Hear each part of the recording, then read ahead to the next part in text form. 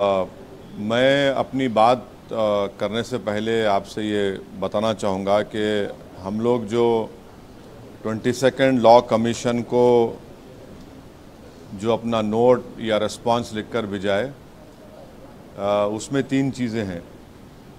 एक तो एक रिस्पांस नोट है, दूसरा उसमें हम retired justice V Gopala Gowda का एक लीगल ओपिनियन जो हम उनसे पूछे 5 क्वेश्चन के ऊपर, वो भी हम उसमें देंगे। और तीसरा हम उसमें एक पोजीशन पेपर में जो 2016 में 21st लॉ कमीशन को दिया था, वो तीनों हम लोग लॉ कमीशन को आज भिजा चुके हैं। तो सबसे पहले ये है कि मैं शुरुआत में मैं शुक्रगुजार रहूँगा हमारे सुप्रीम कोर्ट के फाजिल वकील जनाब एडवोकेट निज़ाम पाशा साहब का, कि उन्होंने हमारी बहुत मदद की इस रिस्पांस नोट को तैयार करने में, बल्कि बहुत ज़्यादा मेहनत उन्हीं की रही। पूरा उन्हीं का पूरी इसमें जुस्तजू थी, मेहनत थी, और उनके ताउन से उनकी पूरी मदद से ये एक रिस्पांस नोट हम तैयार करें। तो अब इंशाल्लाह अभी आपको एक थोड़ी देर में ये तीनों नोट्स हम लोग आपको दे देंगे।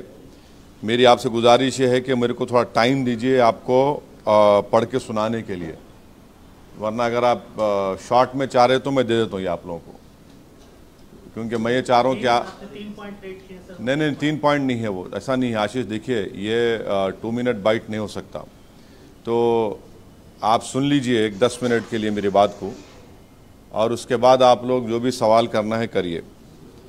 तो सबसे पहली बात तो ये है कि ये जो नोटिफिकेशन 22nd लॉ कमीशन का आया था जून 14 को, जिसमें उन्होंने पूछा कि व्यूज़ दीजिए on the issue of uniform civil code, मगर उस नोटिफिकेशन में लॉ कमीशन कोई प्रपोजल नहीं देता, सिर्फ उसमें हवाला देता 21st लॉ कमीशन का।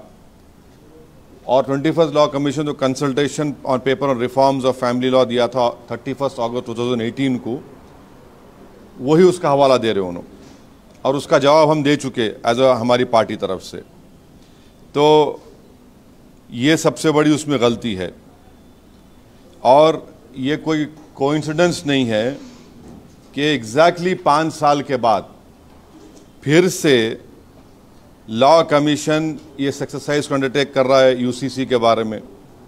माने क्लॉक वर्क की तरह हर जनरल इलेक्शन से 5-6 महीने पहले भारतीय जनता पार्टी इस इशू को उठाती है यूसीसी को, और मकसद एक ही है कि एटमॉस्फेयर को विशिएट करना, पोलराइज करना इलेक्टोरेट को, ताकि आने वाले जो 2024 के चुनाव है उसमें उनको कोई सियासी फ़ायदा मिल सके। अब आप ये समझिए कि जून 14, 2023 को जो उन्होंने पूछा यूनिफॉर्म सिविल कोड के बारे में, हाँ, मगर वही कंसल्टेशन पेपर के बाद जस्टिस चौहान साहब क्या बोले, that a uniform civil code is neither necessary not desirable at this stage. ये बोले उन्होंने। ये यानी इनका कॉन्ट्रोडिक्शन देखो आप 22 लॉ कमीशन का। और दूसरी बात यह है, वो उन्हें बताते भी नहीं कि what is a uniform civil code. ये जो 22वां लॉ कमीशन है, बताते भी नहीं what is a uniform civil code. 21वां लॉ कमीशन चौहान साहब का, तो वो तो अलग ही ओपिनियन दिए, ये नहीं बताते। अब आप आ जाइए कॉन्स्टिट्यूएंट असेंबली के डिबेट्स के ऊपर, जिसमें इसमें एक साफ तौर से कहा गया था बाबा साहेब अम्बेडकर के बारे में। अम्बेडकर ने कहा था, मैं आपको पढ़ के सुनाता हूं। One of the solution proposed by Baba Saheb Ambedkar was that parliament में make the uniform civil code optional. It will be available to persons who wish to opt out of their personal laws. Dr. Ambedkar further assured the members of Constituent Assembly that Therefore, no one need to be apprehensive of the fact that if the state has the power, the state will immediately proceed to execute or enforce that power in a manner that may be found to be objectionable by the Muslims or by Christians or by any other community in India. We must all remember, including members of Muslim community who have spoken on this subject, though no one can appreciate their feelings very well, that sovereignty is always limited, no matter even if you assert that it is unlimited, because sovereignty in the exercise of that power must reconcile with itself the sentiments of different communities. अब important सुनिए आप, no government can exercise its power in such a manner as to provoke the Muslim community to rise in rebellion. I think it would be a mad government if it did so, but that is a matter which relates to exercise of power and not to the power itself. So, इससे it is clear from the text of Article 44 itself, as the debates in Constituent Assembly, that UCC was contemplated an exercise that involved disruption and upheaval to yield one size fits all. And therefore, notes of caution were sounded, including the need for it to tempered with optionality. ये एक है. दूसरी बात ये है कि the exercise of the reform of specific personal laws of individual religious communities proposed in the consultation paper, यानी consultation of 21st Law Commission, that it finds its basis not in Article 44 but in entry 5 of list 3 of 7th schedule of the Constitution. Such an exercise of codification or alteration of individual laws of individual communities requires a more focused consultative process with draft laws being placed for comment and the participation of stakeholders from the affected communities being sought. As such, the consultation paper, just by virtue of sheer breadth of issues it has covered, was grossly unequal to the task it set out for itself. अब आप ये देख लीजिए, इसका तो कोई constitutional basis नहीं है, मगर हमारा मानना ये है कि ये एक पॉलिटिकल एक्सरसाइज हो रही है, एक गैर ज़रूरी के एक माहौल को मुल्क में पैदा करने के लिए लोकसभा इलेक्शन से पहले, ताकि जो तवज्जो है जनता की गरीबी के ऊपर, बेरोज़गारी के ऊपर, महंगाई के ऊपर, चाइना जो ज़मीन पे हमारे कब्ज़ा करके बैठा उससे तवज्जो हटा दिया जाए. और हमारा मानना ये, हमारा एप्रीहेंशन ये है कि deliberately there is a reasonable apprehension that by deliberately confounding the difference between UCC on the one hand and piecemeal reform of family law on the other, the present government wishes to avoid political consequences of obliterating the diverse customs prevailing in various Hindu communities that are presently protected under various applicable statutes, avoid dealing with tribal practices that have been granted protection or a constitutional scheme, and skirt the issue of tax benefits available to the Hindu undivided family, each of which is necessary concomitant of a UCC that is enforced throughout the territory of India. Instead, it is reasonably feared that such an exercise will merely isolate Muslim personal laws and subject them to a reform process solely for political gain, and justify this process as being in furtherance of mandate Article 44, thus claim fulfillment of election promise. अब आप ये देख लीजिए, अब ये उत्तराखंड में जो हो रहा है, एक कमेटी बनाई गई, committee of experts on laws regulating personal civil matters, UCC Uttarakhand, एक नोटिफिकेशन दिए 27 मई 22 का. हमारा मानना ये है, it is not in furtherance of article 44 of the Constitution. Any code of law applicable only to one state is by its very definition not uniform throughout the territory of India, which is the clear language of Article 44. Therefore, it is clear that both at the center as well as the state level, the bogey of UCC is being raised only to target the Muslim community and polarize the atmosphere of political mileage. अब आप ये देख लीजिए, हमारा जो अब previous objection का first point क्या है, इस देश में इमेंस डाइवर्सिटी है विद इन वेरियस ग्रुप्स और द लीगल ट्रीटमेंट. अच्छा, जो legal treatment which is meted out to cultural communities differs immensely and is non-uniform. For example, Muslims and Christian citizens of the country cannot access tax rebate under Income Tax Act available to Hindu undivided families. This reflects not only a mistreatment of how Muslim and Christians are treated in the country, but also reflects how accumulation of caste capital continues to receive legislative and constitutional protection. It is obvious that Adivasi and Dalit communities do not have access to accumulated intergenerational capital and therefore cannot seek taxation benefits under existing legislation. Secondly, the term UCC appears in directive principles. The Law Commission has not clarified again how uniform is confused with the Common Civil Code. It must be emphasized that our constitution makers clearly noted that code will never be imposed on the citizenry merely because of citizens. Third, unlike Hindu law, which operates on strictly priestly and legislative interpretation, Islamic law, along with Adivasi and Dalit social practices, is not uniform and extremely contingent on context, cultural practice, social relations. Therefore, one sees that despite a permission of polygamy in the community, Muslims in practice rarely practice it. In other words, Muslim personal law and equal gender rights are never seen as contradictory but consistent with each other in practice.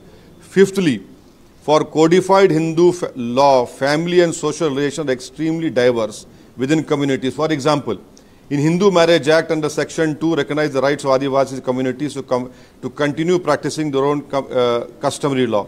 Similarly, within Muslim various groups and subgroups observe extremely varying practices. Each of these practices is considered by such groups to be within the umbrella of Sharia or Muslim personal law.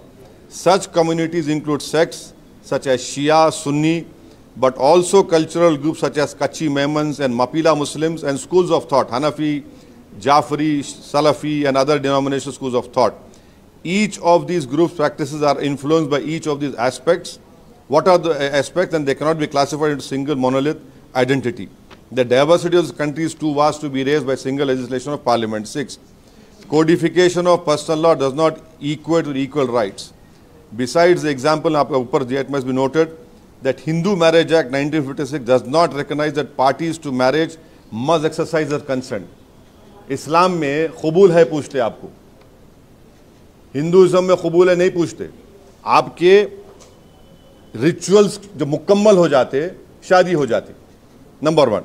However, are complete valid marriage. However, under Muslim personal law, unless the parties agree to marry each other, no marriage is valid. Any vitiation of consent makes a marriage void in Islam. 7th, a voluntary, secular, non-religious civil code already exists in the statute books in the form of SMA, JJ Act 2000, Indian Succession Act 1925.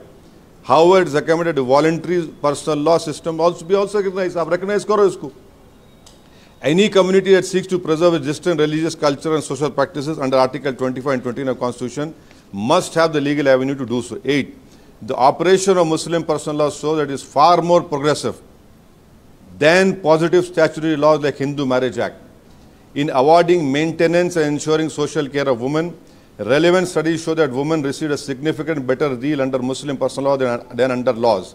The abolition of such progressive and protective measures for Muslim women solely for achieving superficial uniformity will result in absurd amount of injustice for Muslim women.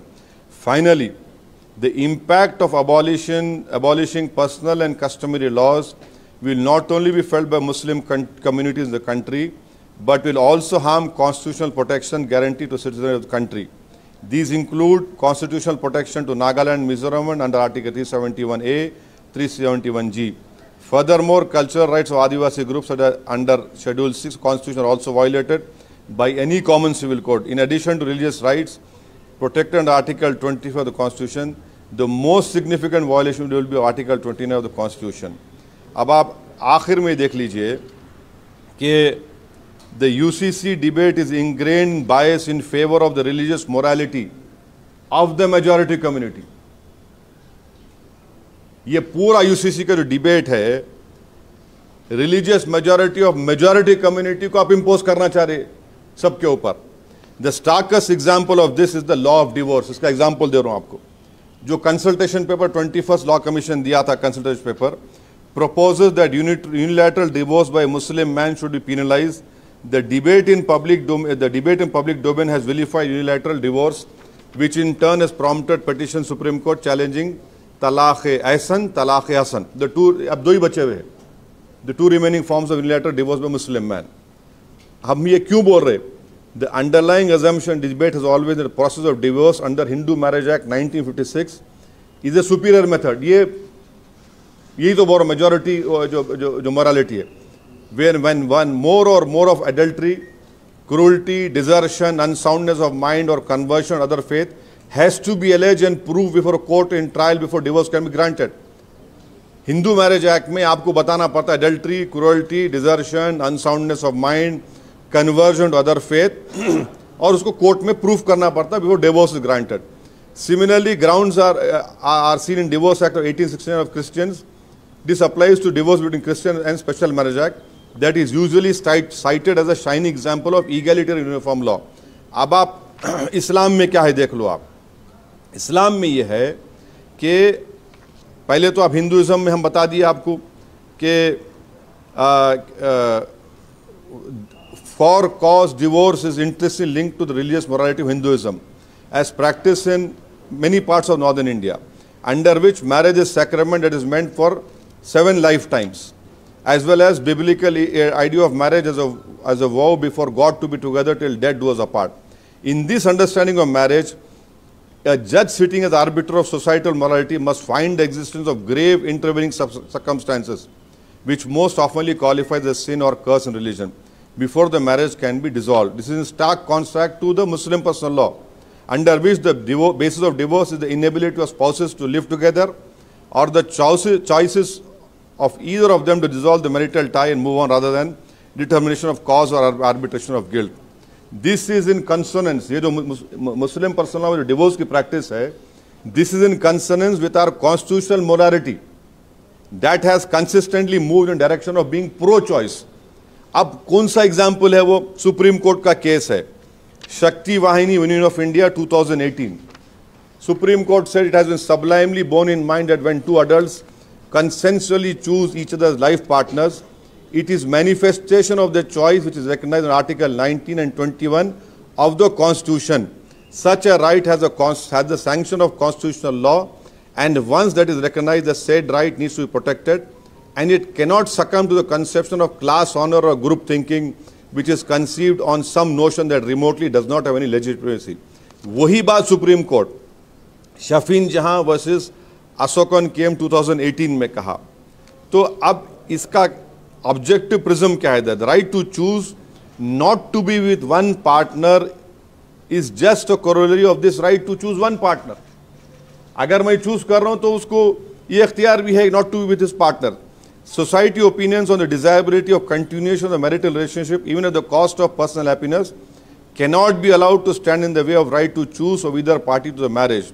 The understanding that most of the world is now moving towards is that any intimate relationship irretrievably breaks down the moment either party to the relationship no longer wishes to be in a relationship for reasons that may not even be able to explain, leave alone proof before a court. Such an understanding respects the choice of each party to the marriage to choose not to be in that marriage. This is the understanding in Sharia or Muslim personal law, where marriage is an agreement between a man and a woman, and like any agreement, it can be dissolved by either side subject to settling of terms of separation, such as payment of just and equitable compensation. That is also reflected in section 125 CRPC and the protection of women from domestic violence 2005 respectively apply respect of religion. और आखिर में, sorry 2 मरतबा बोल दिया आखिर में journalist के साथ, तो इसमें और एक जो आपको ये है मुस्लिम पर्सनल लॉ में और दूसरे उसमें आप देखिए शिकाक का एक वर्ड है डिसोल्यूशन ऑफ मैरिज में, शिकाक का. तो basically this respect the choice of both parties to the marriage to dissolve the marital tie. तो the vilification in public discourse and by the media of the unilateral nature of the method of divorce available to Muslims actually betrays inherent bias in favor of the religious morality of the majority, which is actually contrary to the constitutional morality as has been demonstrated in the above 2 cases. अब और एक बात जो लोग बोलते succession में बच्चों को हिस्सा नहीं मिलता मुसलमानों में, हम उन लोगों को बताना चाह रहे, बल्कि मैं चैलेंज कर रहा हूं, जितने दुनिया में रिलीजन है, कौन सा रिलीजन था जिसने खवातीन को, महिलाओं को प्रॉपर्टी में हिस्सा दिया? वो पहला रिलीजन था इस्लाम, जिसने महिलाओं को सक्सेशन में प्रॉपर्टी में हिस्सा दिया। तो ये जो हाई मॉरल ग्राउंड जो लोग लेते हैं वो मत लीजिए, उनको हिस्ट्री पढ़ना चाहिए। अच्छा, दूसरी बात ये है, ये तो 2005 में हिंदू सक्सेशन एक्ट को अमेंड करे, उसमें कोपार्सनरी दिया गया। अब आप बोलेंगे इन्हों कैसा बोल रहे, ये सुन लो। आप बोलते हैं कि the share of daughter being fixed at half of the share allocated to son is not because the daughter was accorded a lower status in Sharia or Islamic law, personal law. It is in fact reflective of the nuanced thinking that pervades Muslim law and makes complete sense in context of who conspectus of the rights available to women. In Muslim law, woman is given a meher. शादी से पहले मेहर देना पड़ता। मोहम्मद साहब बोल सकते, woman is given a meher or dower by a man as consideration of entering into marital tie with him. This meher is substantial sum that must reflect the financial standing of the husband and is to be paid prior to the consummation of marriage or immediately thereafter unless the wife agrees to delayed payment. The woman is the sole owner of the meher, number one. Husband se mil raha, which she thus obtains from her husband. As such, a woman has two sources of secondary wealth, one from her parents and other from her husband.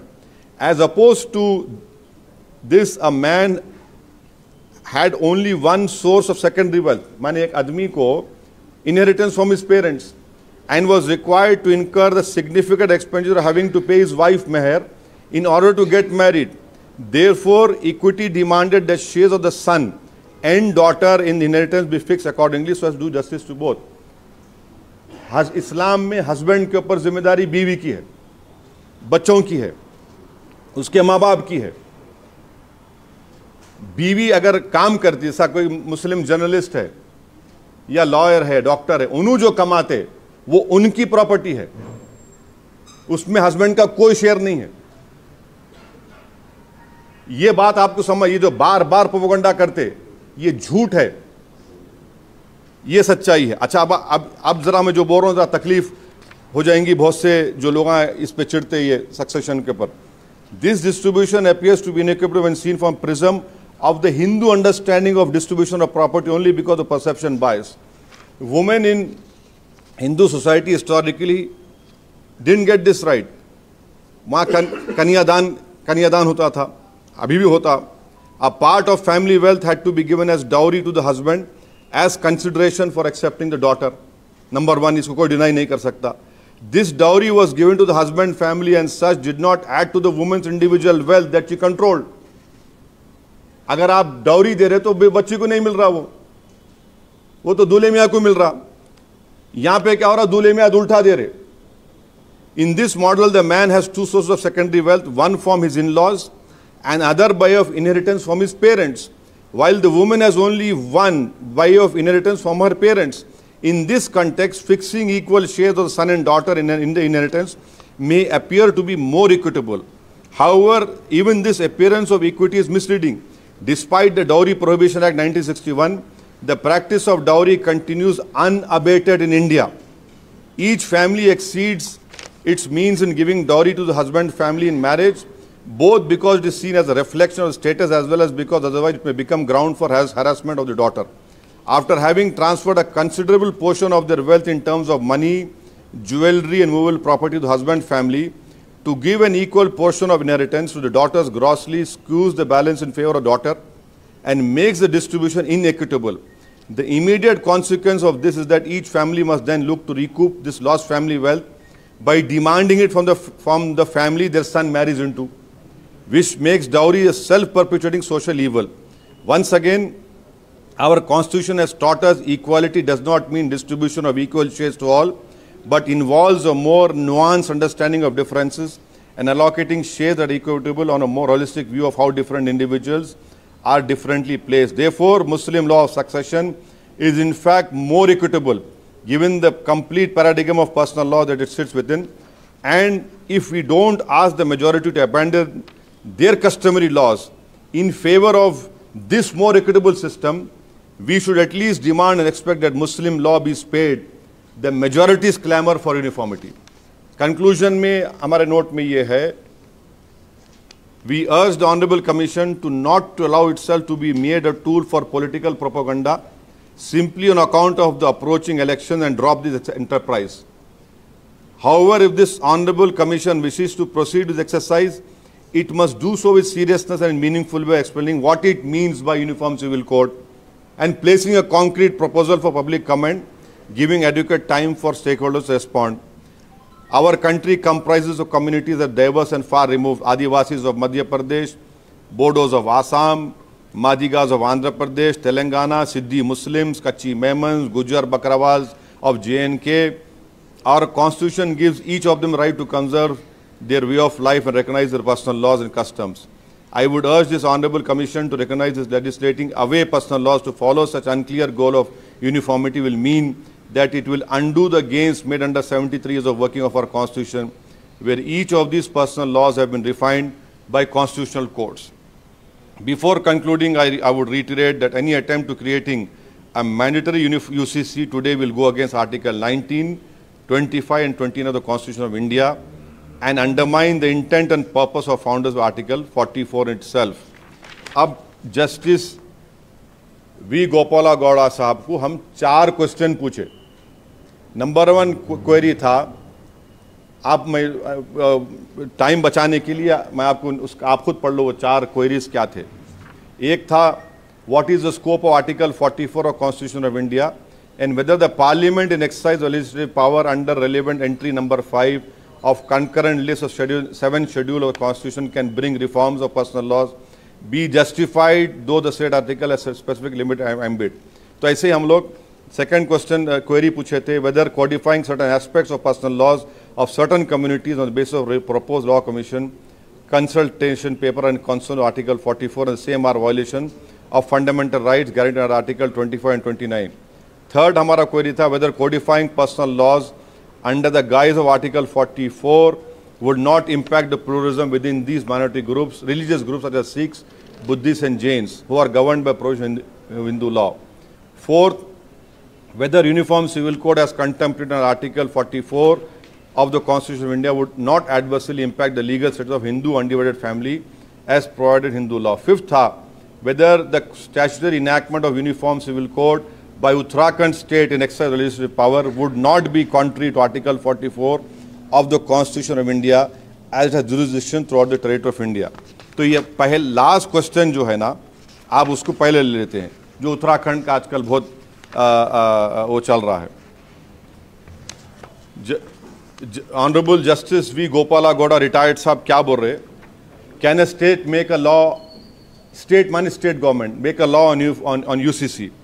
Uniform Civil Code essential refers to a common set of laws governing personal matters such as marriage, divorce, adoption, inheritance and succession as per Schedule 7 of the Constitution. Such subjects come in concurrent list entry number 5 wherein powers to legislate vest with both Parliament and state legislatures. Accordingly, the state legislature may introduce amendments to the personal laws enacted by Parliament, but it cannot be stretched to include that enactment of UCC for a particular state. तो उत्तराखंड का UCC नहीं बोल सकते उसको. If Uttarakhand or any state government brings any such legislation, it will require presidential assent under Article 254 of the Constitution of India. UCC in Article 44 of the Constitution mandates UCC throughout the territory of India, which was confirmed by the then Law Minister in February 2022. This constitutional position is further confirmed by the manifestos released by political parties. For instance, UCC was a part of a manifesto of 2009 general elections, but was not specifically highlighted in the manifesto of the party of Uttarakhand Assembly elections. Therefore, I am of the view that Uttarakhand state government enacting the statutory enactment Uniform Civil Code is not sustainable in law. ये अब आपको जो 4 queries जो हम पूछे थे उसमें से इम्पोर्टेंट मैं आपको बता देना चाह रहा हूं, जिसमें गोपाला गौड़ा साहब वही बात बोले जो हम अपने नोट में दिए कि बाबा साहब अम्बेडकर क्या बोले थे आर्टिकल जब ये आर्टिकल 44 आर्टिकल 35 था, डिबेट हो रही थी। फिर उन्होंने ये भी उसमें लिखे अपने ओपिनियन में, Shri BN Rao, the constitutional adviser to the constituent assembly, stated Directive principles are intended as moral precepts for the authorities of the state. They have at least an educative value. The great jurist Sir Ivor Jennings thought they were only pious aspirations. Here, Justice V. Gopalagowda said the idea to adopt one code for all personal laws was considered antagonistic to Article 19, that is at present Article 25. Secondly, उन्होंने ये भी बोले, several articles, Article 15(1), 16, 25, 26 and 29 are embedded in the Constitution with clear intention to protect religious freedom and customary rights. Likewise, Article 26b of the Constitution ensures the freedom to manage the affairs of religion. Article 29 defines the right to conserve a distinctive culture. और important point जो Honorable Justice V. Gopalagowda साहब हमारे legal opinion में ये भी दिए,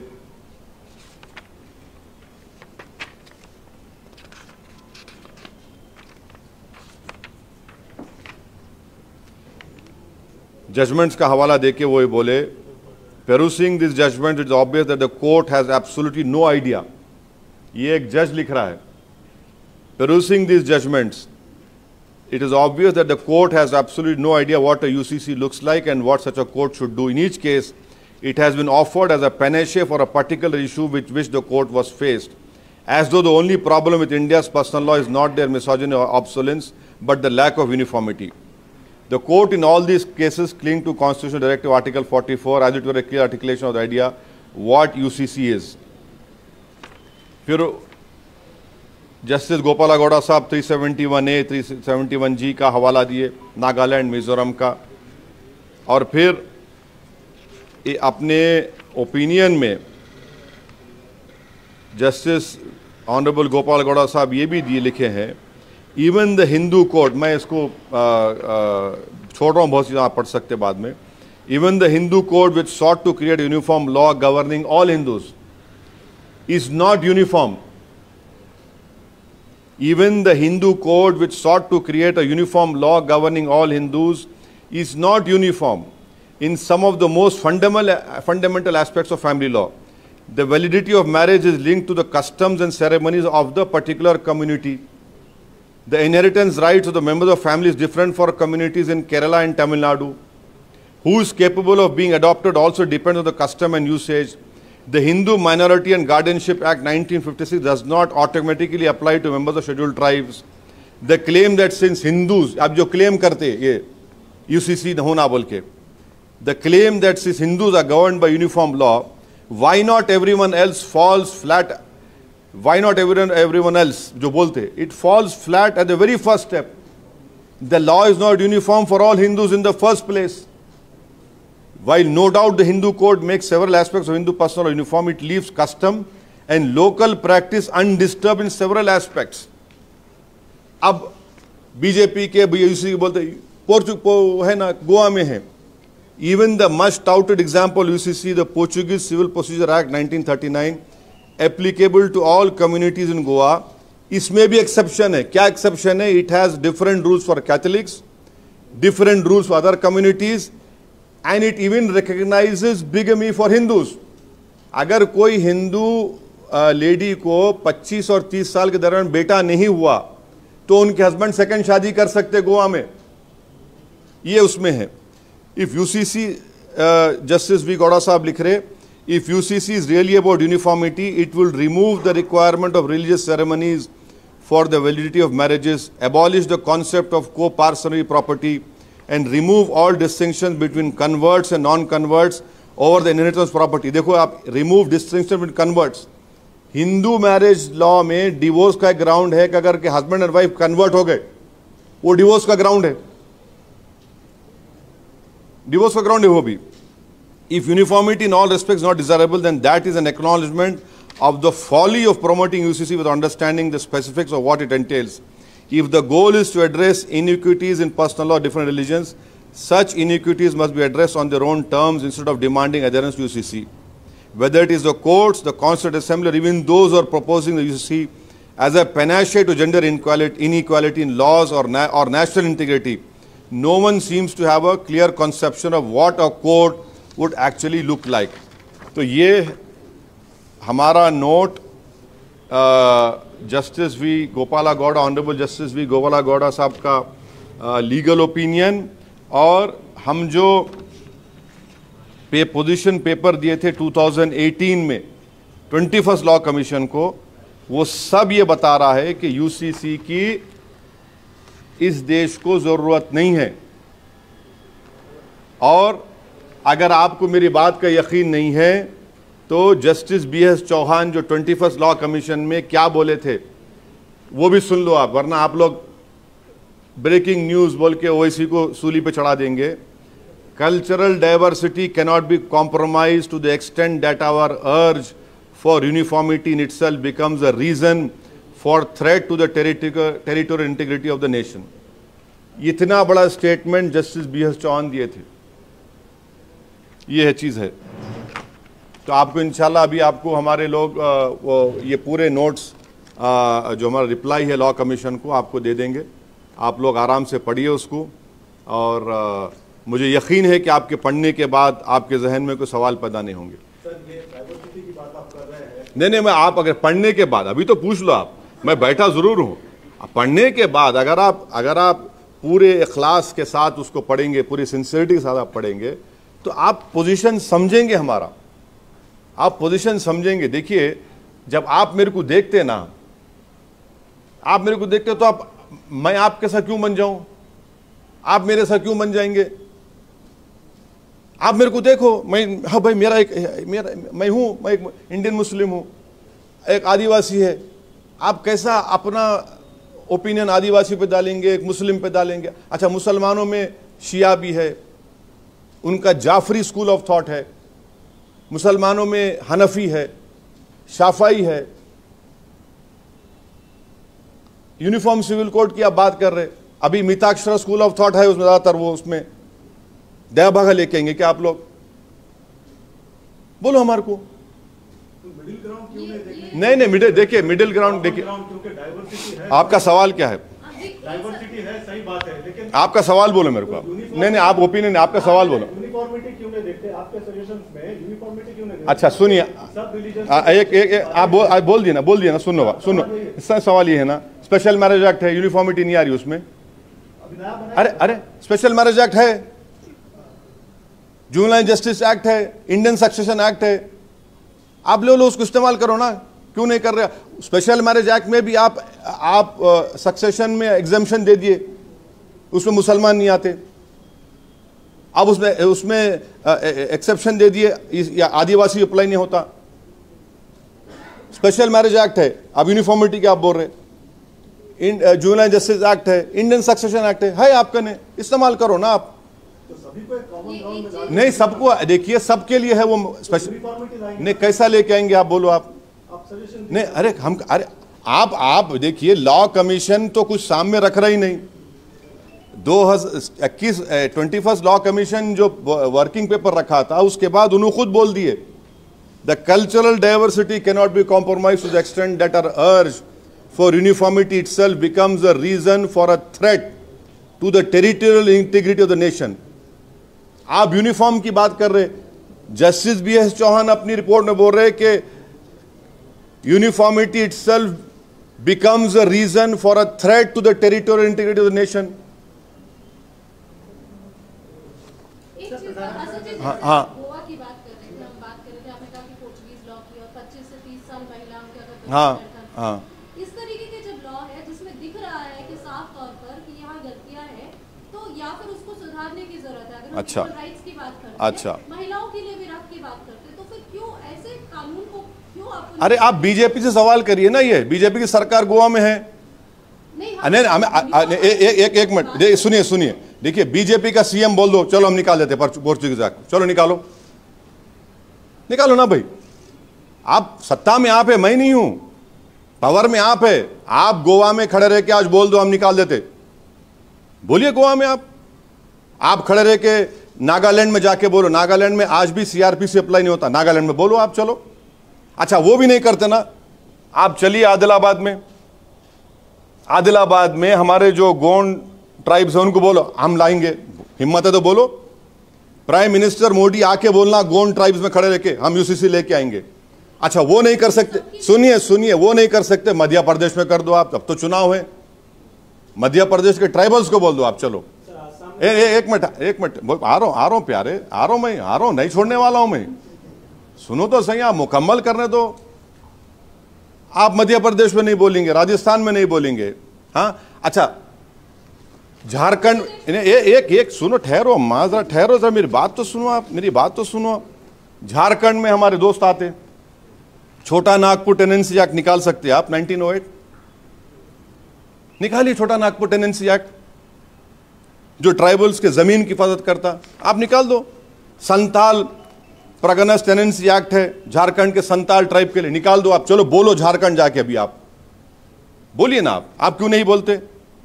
आप वो भी नहीं बोलना चाह रहे, आप सिर्फ करना क्या चाह रहे कि मुसलमानों को टारगेट करो बस। मैं इसीलिए बोल रहा हूं आपको, यूसीसी जब आएगा, इस लगेगी आग तो आएंगे सब घर इज्जत में, यहां हमारा मकान थोड़ी है। और मैं क्यों बोल रहा हूं आपको, आप लोग मेरे से काबिल है, आपको मेरे से बेहतर हिंदू मैरिज एक्ट मालूम, इसमें आप लोगों की शादी भी हो गई, बहुत से लोगों की होना बाकी है, बाज़ लोगों की होना बाकी है। अब सेक्शन 5 हिंदू मैरिज एक्ट क्या है? इसमें marriage is not permitted between parties who are sapindas, वालिद की तरफ से 7, मम्मी की तरफ से 5, मगर उसमें क्या करे, there is an exception carved out if there is a custom or usage. ये क्या बात है भाई? अब ये चले जाएंगे ना, फिर यूसीसी आया तो रहता क्या, बोलो आप, नहीं रहता ये। फिर आप आ जाइए section 7 ceremonies of Hindu marriage. This section allows marriage of Hindus to be solemnized in accordance with the customary rites and ceremony of the marrying parties. वे भी चले जाता। सेक्शन 22 चले जाता। आप सोच देखते जाओ, इसमें बहुत से चीजें हैं। हिंदू सक्सेशन एक्ट है, उसमें सेक्शन 5 आप देख लीजिए, सेक्शन 6 है, ये बहुत से चीजें हैं। अच्छा और एक चीज, हमारे तमिलनाडु के कोई है यहाँ पे, तमिलनाडु के नहीं है, तमिलनाडु में Hindu marriage act, Tamil Nadu amendment act 1967 applicable only to Tamil Nadu, ये भी चले जाएगा। बहुत सी चीजें हैं। आप लोग देखिए, आप लोगों को हम ये बोलना चाह रहे, यूनिफॉर्मिटी और कॉमन लॉ में फर्क है। बाबा साहब अंबेडकर क्या बोले, इसको मैंडेटरी मत बनाओ, ऑप्शनल बनाओ। पढ़ो आप डिबेट्स को, वो बीजेपी पढ़ना नहीं चाहती उन चीजों को। केरला के गवर्नर आरिफ मोहम्मद खान का ये कहना है कि यूसीसी का मतलब न्याय की समानता है। मैं राजनीतिक, देखिए गवर्नर, उनको गवर्नर रह के एक गवर्नमेंट की तायद नहीं करनी चाहिए, उनको गवर्नरशिप से रिजाइन करके ऑफिशियली बीजेपी का खंडवा पहन के बीजेपी की बात करो। आप गवर्नर रह के ये सब आप बातें, आपको अगर गवर्नमेंट का स्टैंड सपोर्ट करना है प्राइम मिनिस्टर का, तो आप रिजाइन कर दो गवर्नरशिप से, आप बीजेपी के मेंबर बन जाइए और बोलिए सब बातें। एक minute,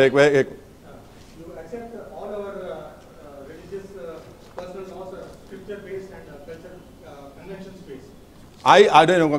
Do one minute. I have not understood. What do you mean? I accept. No. You tell me.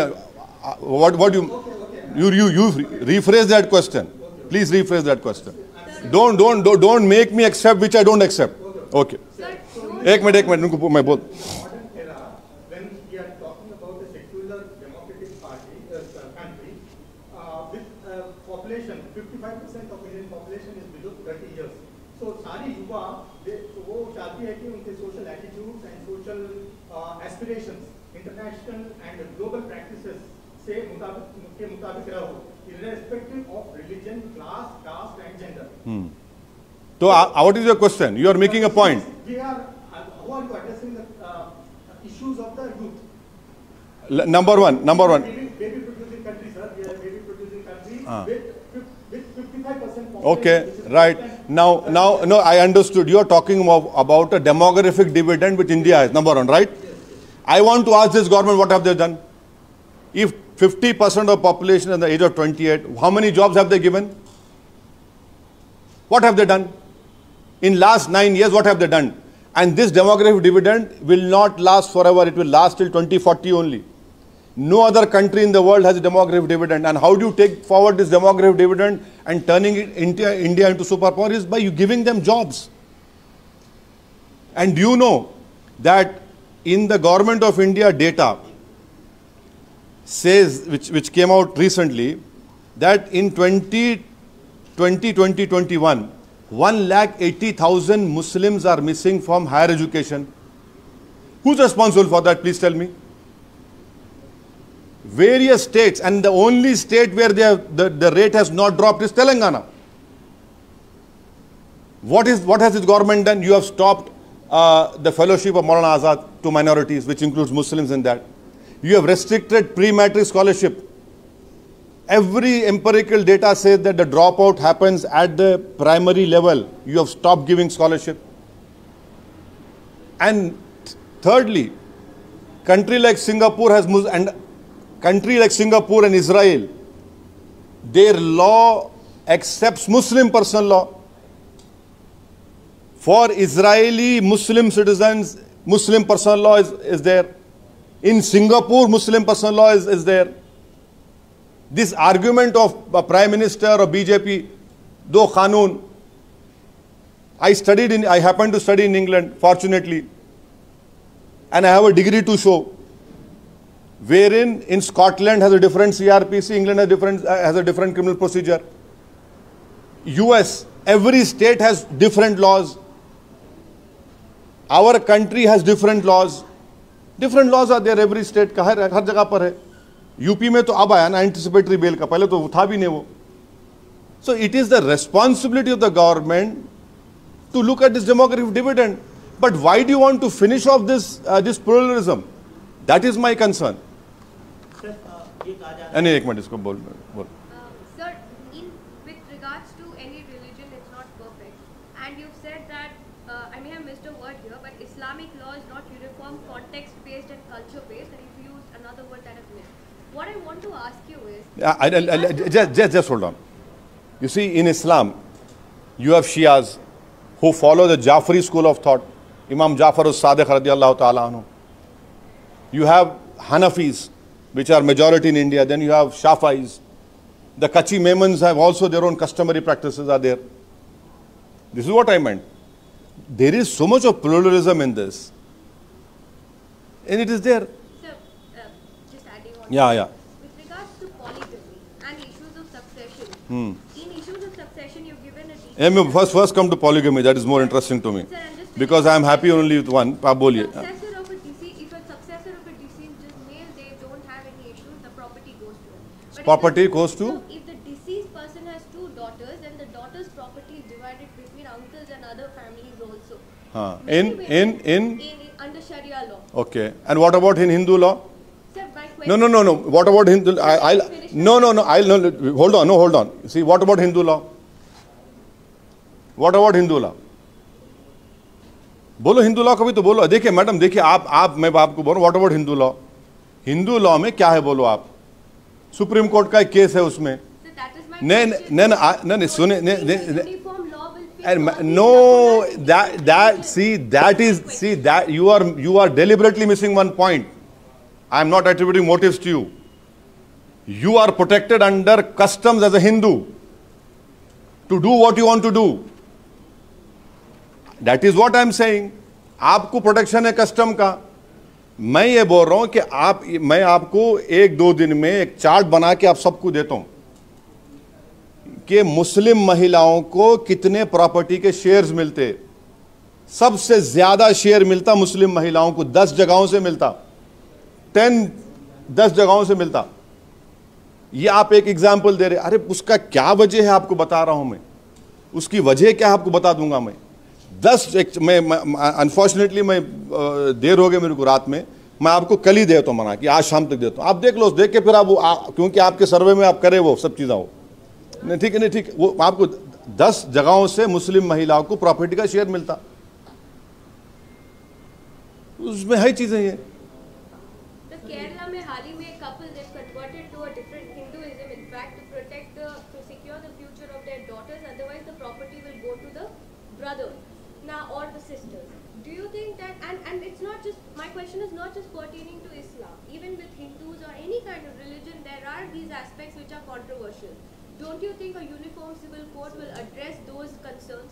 And why are you attributing that this is going to be a Hindu civil code? Exactly it is. Exactly it will be, because it will be majority and morality which will be imposed on the minorities and the Adivasis and the Christians and the Sikhs. You are against the two forms of talaq which are legally available to me. You want me to give divorce on the basis of how divorce is given within the Hindu community. Why should I follow you? Why should I follow you? मैं क्यों follow करूं आपको? आपका तरीका क्यों अपनाऊं मैं? आपको पूरी इजाजत है आपका तरीका डिवोर्स का, आप करिए। आप मेरे को क्यों बोल रहे हैं आप? यानी मैं 7 साल तक 4-4, 5-5 साल तक खींचता रहूं, वो दिखाऊं मैं? भाई इररिकंसिलेबल डिफरेंस बता रहा हूं, मेरे को तलाक हो जाता। 125 CRPC है मेंटेनेंस के लिए। ट्रिपल तलाक तो खत्म हो गया ना, अब तो आप चीखा नहीं मार सकते, रो भी नहीं सकते, अब आप है ही नहीं। अब ट्रिपल तलाक का मैं 3 मरतबा स्पीचेस में बोला कि ट्रिपल तलाक will be a grave injustice to Muslim women. It is happening now practically. आप दारुसलाम में बैठो मेरे साथ, छोड़ के भाग गया साहब, छोड़ के भाग जा रहा हूं उन्हें। उसके वजह हम क्या बोले थे कि निकाह नामे में आप ये लिख दो, निकाह नामा इस्लाम में शादी एक कॉन्ट्रैक्ट है मैडम, हिंदुइज्म में जन्म जन्म का साथ है। हमारे को एक जन्म काफी है बीवी के लिए। ओ शादी, मेरी शादी हो के 28 साल हो गए, ये हाल हो गया मेरा। एक और क्रिश्चियनिटी में marriage is made in heavens, हमारे पास कॉन्ट्रैक्ट है। कॉन्ट्रैक्ट में लिखो आप, हम बोले पार्लियामेंट वाले, यू राइट दिस इन, आप लॉ बना दो कॉन्ट्रैक्ट में। अगर आप ट्रिपल तलाक देंगे तो मेहर का 200% बढ़ के देना, और breach of contract will lead to criminal case also. नहीं, आप क्रिमिनलाइज कर दिए मोदी जी उसको। अरे निकाह कॉन्ट्रैक्ट है, उसको क्रिमिनलाइज कर दिया आप, और वो भी सबसे ज्यादा सजा 2 साल की सिर्फ मुसलमानों को है, दूसरों को नहीं है। आप देखते जाओ कैसा आ रहे हैं लोग, वही तो हम बोल रहे हैं आपको। सर आपने कहा कि नोटिफिकेशन लॉ कमीशन ने व्यू पूछा है, कोई प्रपोजल नहीं, मगर उसमें आशीष, उसमें वो लोग क्या किए, उन्होंने उसमें हवाला दिए 21st लॉ कमीशन का, उसी उसमें नोटिफिकेशन में। तो हम ये बोल रहे हैं जब आप वो दे रहे हैं तो फिर आप खुद उसको मान रहे हैं, उस रिपोर्ट को, जस्टिस चौहान साहब की। इसी से लगा सवाल है सर, ये कहा जा रहा है कि उत्तराखंड का, जिसका आपने भी जिक्र किया, उत्तराखंड का जो ड्राफ्ट है यूसीसी का, वो कहीं ना कहीं सेंट्रल का जो केंद्र सरकार का जो है लॉ कमीशन का जो ड्राफ्ट है वो उससे पिक किया हुआ, उसके ऊपर बेस्ड है। नहीं, आपने उत्तराखंड के ड्राफ्ट को देखा है? नहीं, उत्तरा देखिए, जस्टिस वी गोपाला गौड़ा साहब का ओपिनियन का लास्ट लाइन पढ़ रहा हूं।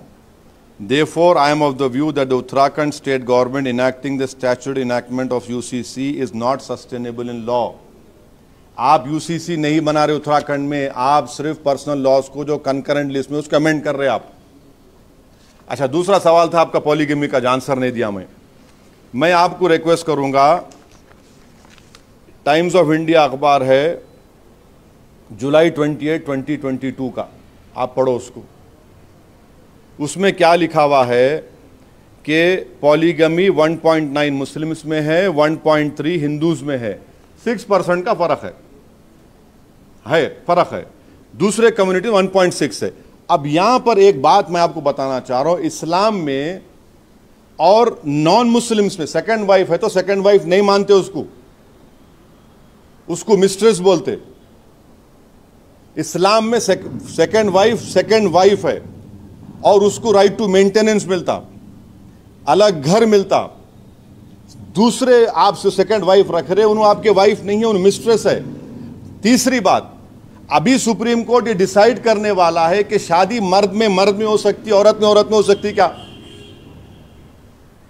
सुप्रीम कोर्ट अभी डिसाइड करने वाला है वेदर एक मर्द दूसरे मर्द से शादी कर सकता, क्या एक औरत दूसरे औरत से शादी कर सकती, क्या अभी सुप्रीम कोर्ट डिसाइड करने वाला है। चौथी बात यह है, आप लिव इन रिलेशनशिप को लीगल कर दिए ना, लिव इन रिलेशनशिप को लीगल कर दिया आप। जब वो लीगल कर दिया फिर इसके पीछे क्यों पड़े हुए भाई आप? यानी अगर उन्हें शादी कर लिया, फर्ज करिए, मगर बोलता मैं लिव इन रिलेशनशिप करूंगा, मुर्गी कैसे चोंच चोंच मारते रहता हर जगह पे उन्हें, वो मर्द वो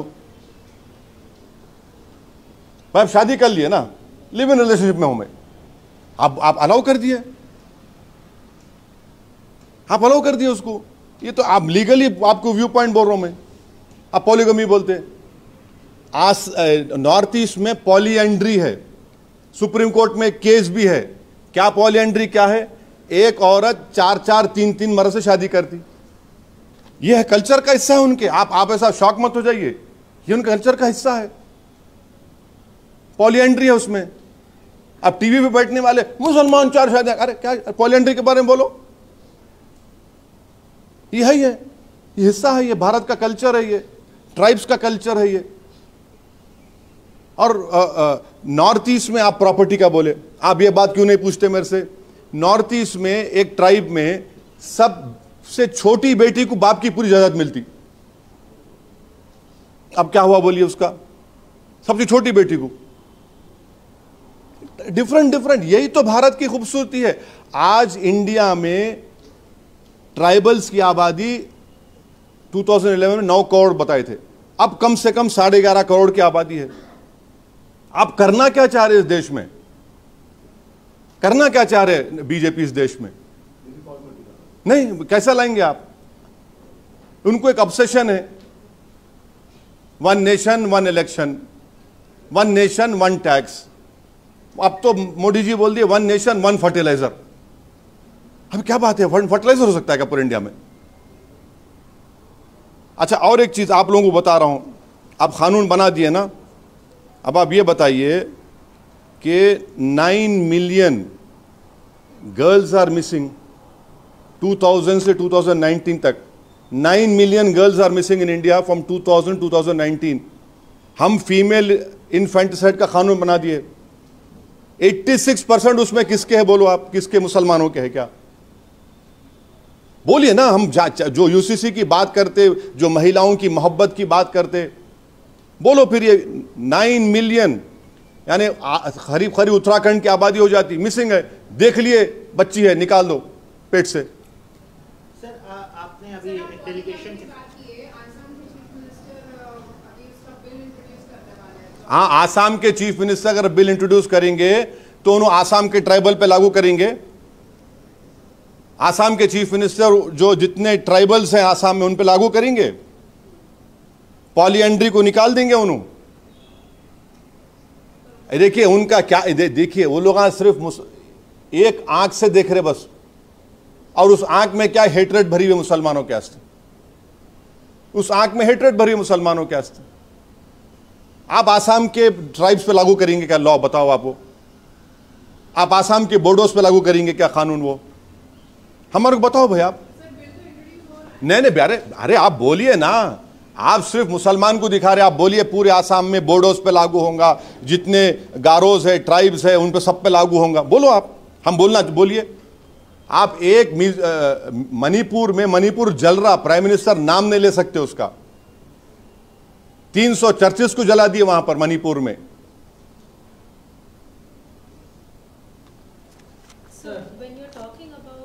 नहीं सर, बोलिए एक लड़े मास।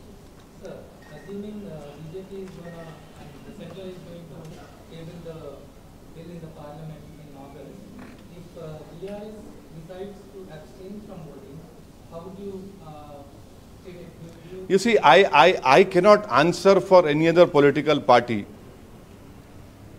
We have met the Honorable Chief Minister, a delegation comprising of the members of Muslim Personal Law Board, members of Telangana, and the religious organization heads of Telangana had met the Honorable Chief Minister, Janab K. Chandrasekhar Rao.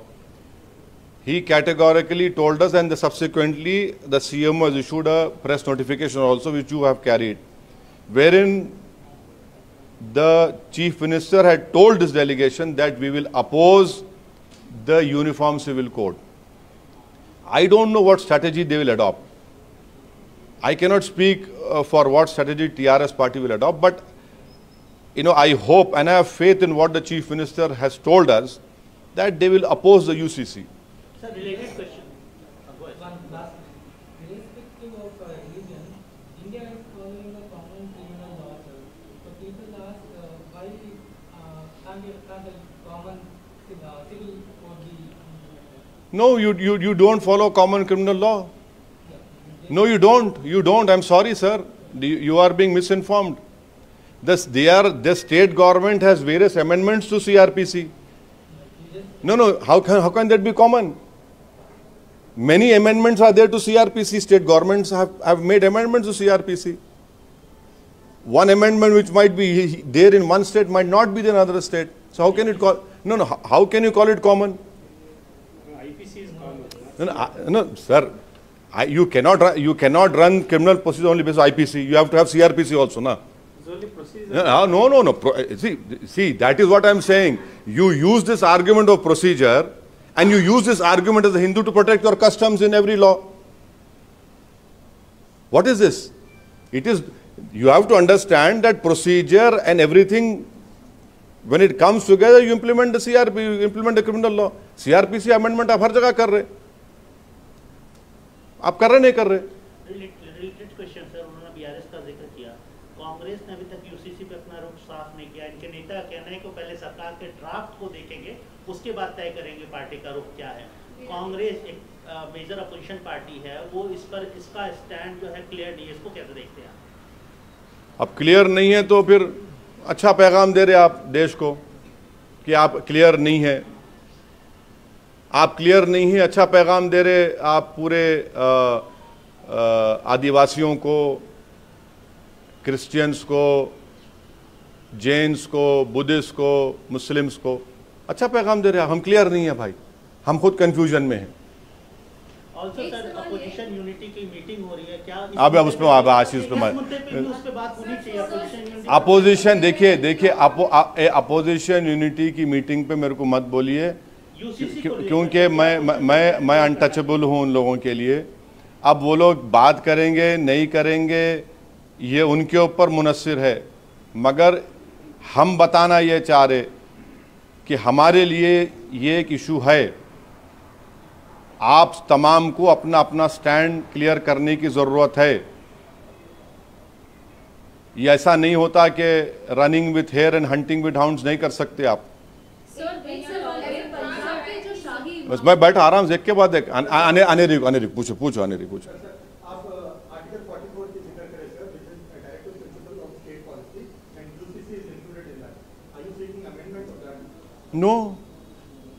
No, I am not seeking any amendment in that. It is there. But why are we forgetting? What about those other 19 directive principles? Why don't you impose a ban on alcohol? Please do it. Please do it. It is part of directive principle. Please ensure that the wealth of this country is divided equally. Our wealth is now 50%, if I am not wrong, wealth is with 15-20 individuals. That is also part of directive principle. There are so many directive principles. Why don't you implement that? Why don't you implement that? Why only you are fixed on 144? There are other directive principles. Where is your love for Constitution? So your love for Constitution is limited to one Article 44. And moreover, please understand, you cannot use Article 44 to take away my fundamental right. That is Article 25, 26 and 29. These are fundamental rights. I have a fundamental right to practice my religion. I have a fundamental right to practice my culture. I have a fundamental right to manage the affairs of my religion. How can you take away that?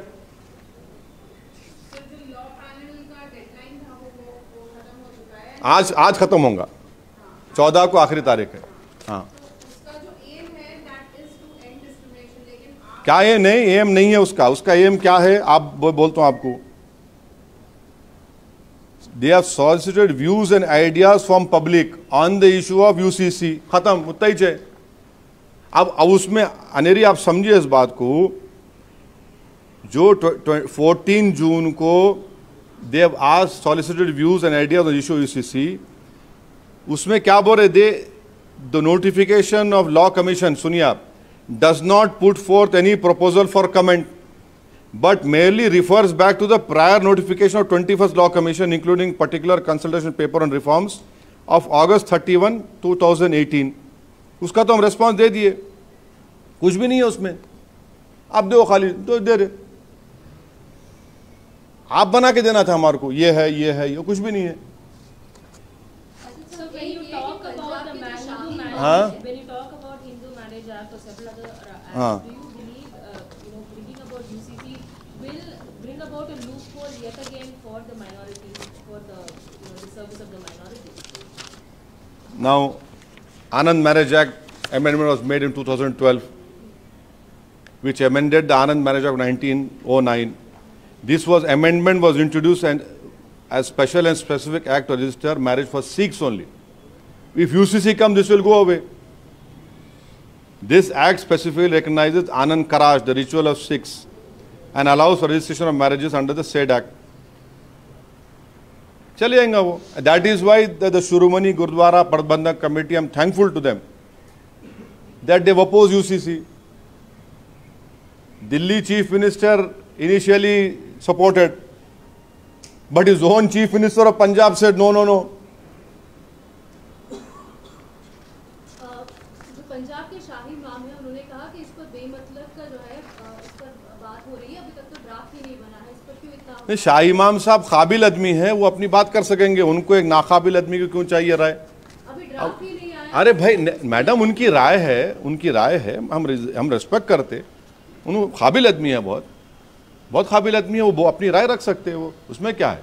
आप मैं लिख के दे रहा हूँ opinion, ये इसलिए मैं press conference करा, उसमें बुरी बात क्या है? नहीं, पिछले कुछ दिनों से इस बात को लेकर तरीके से उन्होंने कहा कि हवा एक मचा रखा है जिस पर कुछ नहीं है। नहीं, ठीक है, वो बड़े मोहतरम आदमी है, हम एहतराम करते हैं उनका, हम अपनी राय दे रहे।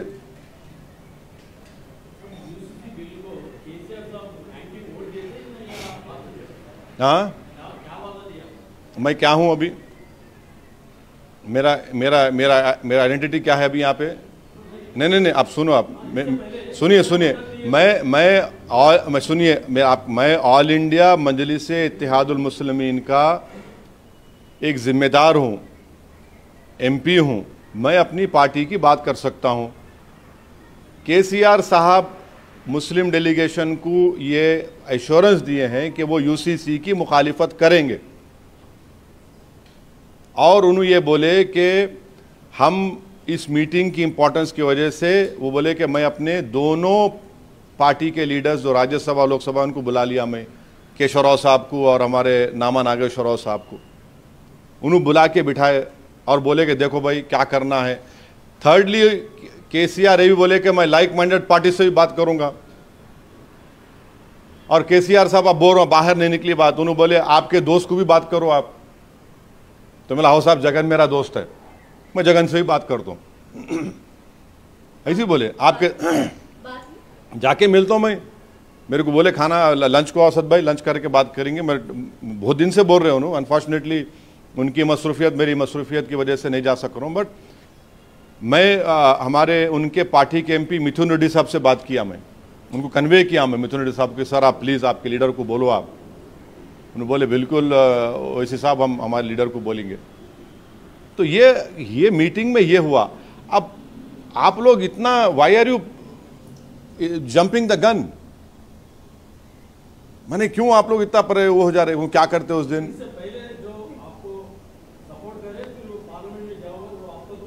क्या हाँ, कहाँ एब्सेंट हुए? अरे भाई अब जो नहीं, अभी जो मीटिंग हुआ वो तो मैं बोल रहा हूँ ना, मीटिंग जो हुआ वही बोल सकता हूँ आपको। अब नॉलेज ऑफ अनसीन तो मेरे के नहीं है, मैं स्टार्स देख के नहीं बोल सकता हूँ ना हथेली देख के बोल सकता हूँ, मैं एक्सपर्ट उसका नहीं हूँ। जो CM एक स्टेट का CM जो बोल रहा है उस पर तो यकीन करना पड़ेगा ना, उनके रेस्पेक्ट तो करना, यकीन तो करना पड़ेगा। जब बोल रहे हो उन्होंने, हमने पूरे सबके सामने स्टेटमेंट दिया उन्होंने। No, I called him and he told me that that I should meet his leader. It will be better that if we meet and tell him. And I told him, yes, I'll meet him, but please convey our opinion, our feelings to the Honorable Chief Minister of Andhra Pradesh. He said, definitely I'll convey, but he said, Asad bhai, it will be better if you come and meet our leader and tell him. और कुछ आपको पूछना है? एक सुनिए ना, कितना अच्छी बात कर रहे हैं आप. अरे क्या बात, ये देखिए, सुनिए. How do you see, आप बोल रहे आप? Why I'm asking is, because many women feel polygamy is also discrimination, and when there is No. You are, why are you asking this question? Is because the government has claimed कि हम अकेले औरत को भिजा रहे. ये बोल रहे ना आप? हाँ, ओके, ठीक है. बीजेपी बोल दी कि मोदी जी अकेले भिजा रहे औरतों को. झूठ, सरासर झूठ, सफेद झूठ भी नहीं बोल सकते. आप सऊदी अरब है. You make laws for people performing Hajj. It is your laws which I have to follow, not Modi ji's laws. आप बोल रहे आप अकेले औरत को भिजा सकते, जा रहे भिजा सकते, जाइए. आप कल तक नहीं बोल रहे थे, नहीं भिजा रहे थे. उन्होंने बोले आप अकेले भिजाओ. अब यहां पे बाजा क्या, मोदी जी बोले है? कोई बात तो है, कभी तो सच्चाई बोलो. सऊदी अरब का कानून है, उन्होंने जितने बुलाए बोलना. अब सऊदी अरब का कानून ये है, बाज मुसलमाना जो है हिजाब करते नहीं करते, मगर आप जैसा लैंड करें आपको पहनना पड़ता. लॉ है वहां का. सऊदी अरब एक लॉ बना दिया कि अकेली औरत भी हज कर सकती, जा रहे. इसमें इंडिया के मुसलमानों को क्या करने का है? इसमें मोदी जी का क्या रोल रहा? पूरे वर्ल्ड में उन्होंने बोले हम एक लॉ चेंज कर दिया, अकेले आके करिए. अकेले कर रहे हैं, वो कर रहे हैं. अब बाज लोग बोलते नहीं अकेले नहीं करते, हम अपने महरम के साथ जाते. महरम का मतलब क्या है? हस्बैंड. अगर हस्बैंड का डेथ हो गया तो बेटा या भाई सच जाते, जा रहे. अब उन्होंने कर क्या हर चीज का क्रेडिट ले तो कैसा भाई है? अब कल के दिन सऊदी अरब में कहीं तेल निकलेगा, वहां गए थे वो निकला, बोलेंगे उनको कोई बात है?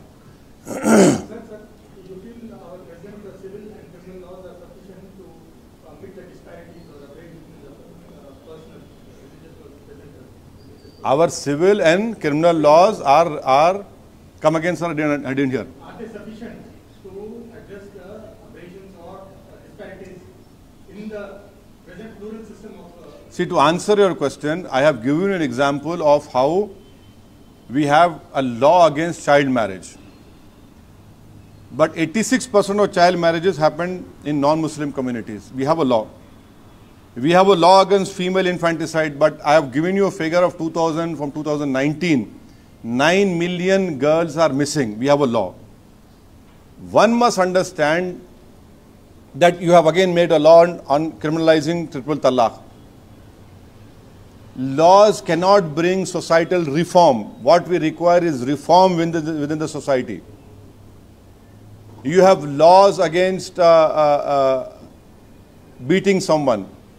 You have laws that you cannot commit a crime on tribals. What we see in Madhya Pradesh is that one upper caste Hindu was urinating on a tribal. You have laws. Reform has to happen. You have laws that people, right to dignity is a fundamental right. But you, day in, day out, we had seen a video that one Muslim was made to lick a feet of a person who was beating him black and blue. It is not the laws. How do we change as human beings? Yes, we require laws, but what about the change that should be brought in? You have laws on murder and kidnapping, but Nasir and Junaid were picked up and burned alive. So don't assume that laws will get you desired result. It is a society which needs to be transformed, reformed. How do you change? And that change should happen from within. Laws है आपको, बना रहे laws आप.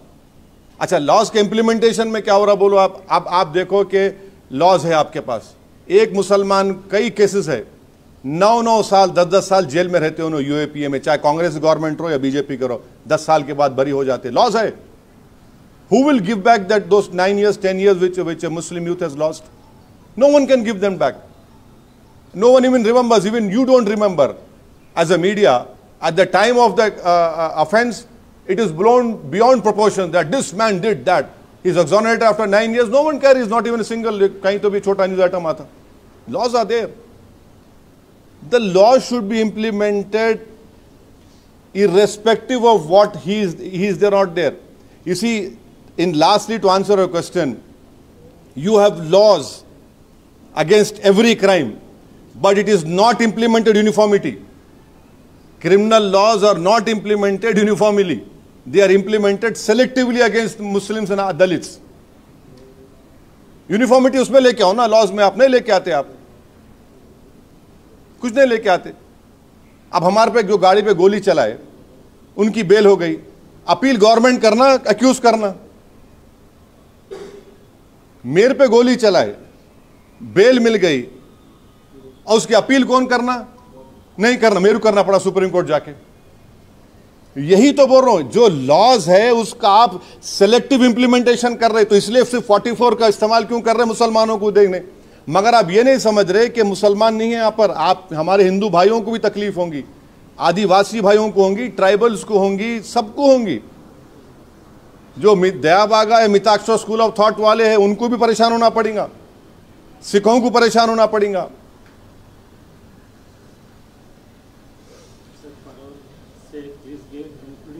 हो गया कम, अब क्या कर, आई हैव डन सर. अब अलग सूख गया, कितना बोल रहा हूँ, हो गया. नहीं नहीं, पानी की जरूरत नहीं है, बहुत बहुत बहुत बहुत बोल सकता हूँ. वो पानी पिलाना हमारा काम, पीना हमारा काम नहीं है. हाँ हाँ, बस है, बहुत हो गया. You read my note, it is self explanatory. हाँ, लाइव कैसा वो जुम्मा है. रिलीजियस टेक्स्ट में ये लिखा हुआ है कुरान करीम में कि आप 4 कर सकते, मगर एक आपके लिए अच्छा है, आप इंसाफ करो, जस्टिस करो बोल के आया कुरान में.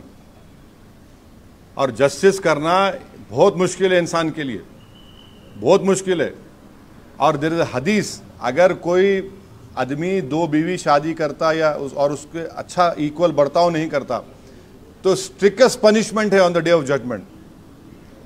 प्रॉफिट मोहम्मद सल्लल्लाहु अलैहि वसल्लम फरमाए कि वो आदमी जो दुनिया में अपनी 2 बीवियों से इंसाफ नहीं करेगा, on the day of judgment when Allah subhanahu wa ta'ala will be judging our deeds, he will be giving, उस दिन वो आदमी will come with his half body,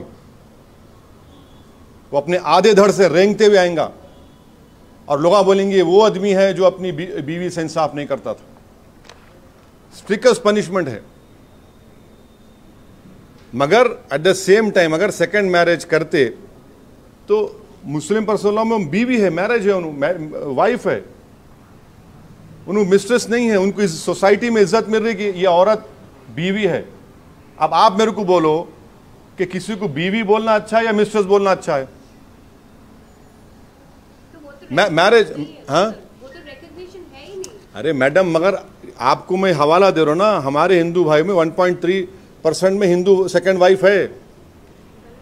अच्छा, अभी तो सुप्रीम कोर्ट तय करेगा मैरिज बायोलॉजिकल मैन और बायोलॉजिकल मैन में हो सकती क्या, बायोलॉजिकल वुमेन या बायोलॉजिकल वुमेन हो सकती क्या, वो सुप्रीम कोर्ट तय करेगा अभी. और अब आप लिव इन रिलेशनशिप अलाउड कर दिए. बाबा साहब अम्बेडकर लॉ माने उसको, शरीयत एप्लीकेशन एक्ट 1937 को, नेहरू माने, के मुंशी माने, सरदार पटेल माने. आप जब उस जमाने में इसको लॉ माने आप,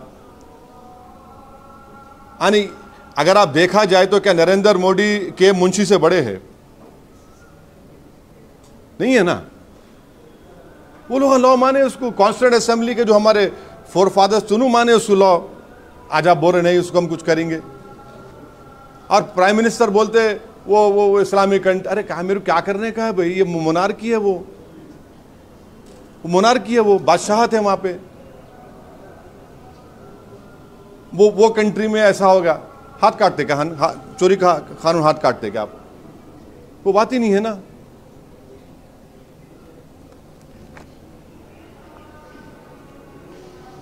और गांधी 28 अगस्त 1931 को एश्योरेंस दिए थे मुसलमानों को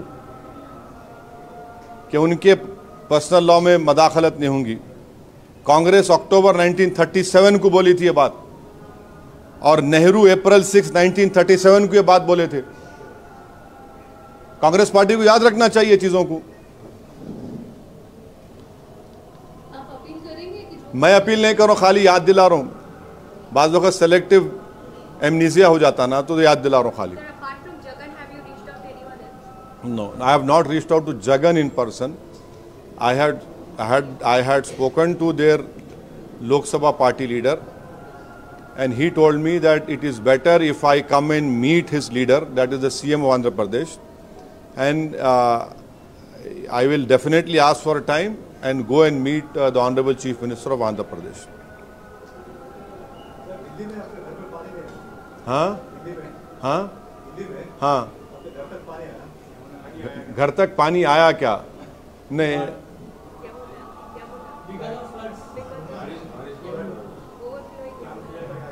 अब मैं क्या बोलूँ इसके ऊपर।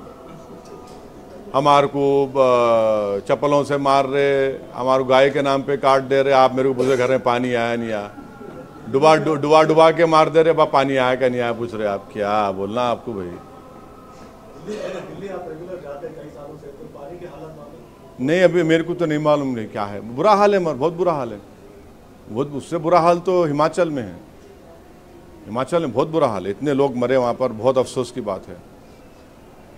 अब आप और एक यूनिफॉर्म सिविल कोड बोल रहे ना, हमारे जैन भाई है, उनके जो जैन गुरु है, उनको कपड़े नहीं पहनते ना। आप कपड़े नहीं पहने तो आप पे केस बुक हुआ था।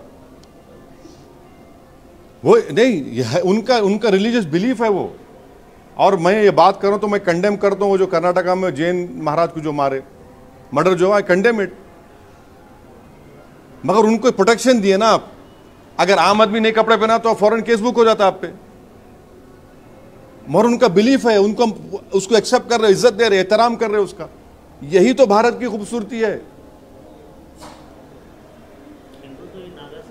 हाँ हिंदू में भी तो नागा साधु है भाई, वही तो हम बोल रहे हैं ना कि उनका कल्चर है ना, उनका कल्चर है, उनका वो तौर तरीका है।